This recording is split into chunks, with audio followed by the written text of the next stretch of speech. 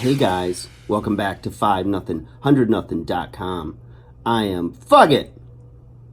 And that stands for the fittest underdog guru using intelligent tactics. Today, guys, I got a little client story for you, okay?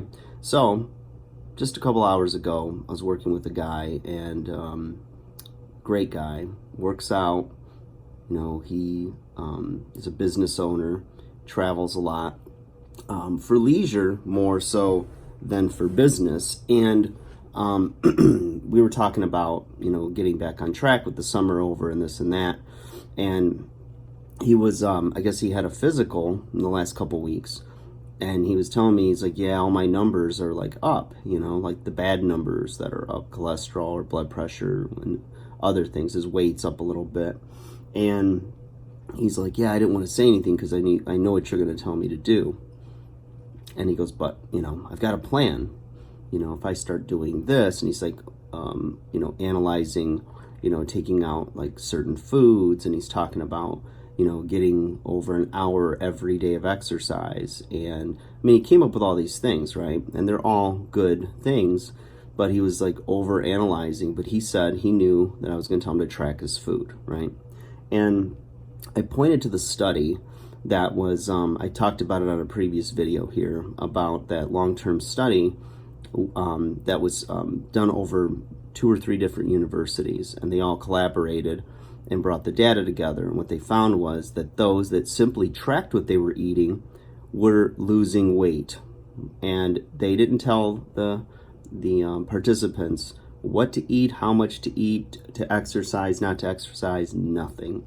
They gave them full freedom. Just track what you're eating. Use an app or write it down or whatever it was, right? And so the fact is that when you see it written down, or when you're about to consume it, and then you have to face it, and you can't just excuse it or try, because a lot of times people will underestimate their calorie intake. And I believe the number was somewhere around underestimate by 35%.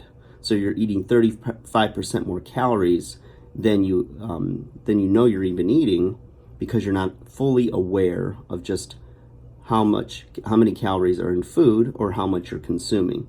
So just simply by tracking, you're going to see behavior changes. And it's a very simple way. If you need to lose a little bit of weight and you change nothing else, you change that one thing. So, I told him about this, and he's looking at me, he's starting to kind of get a deer in headlights look, and he goes, well, I'm not going to track. It's too much work. I said, look at all the things you just said you're going to do.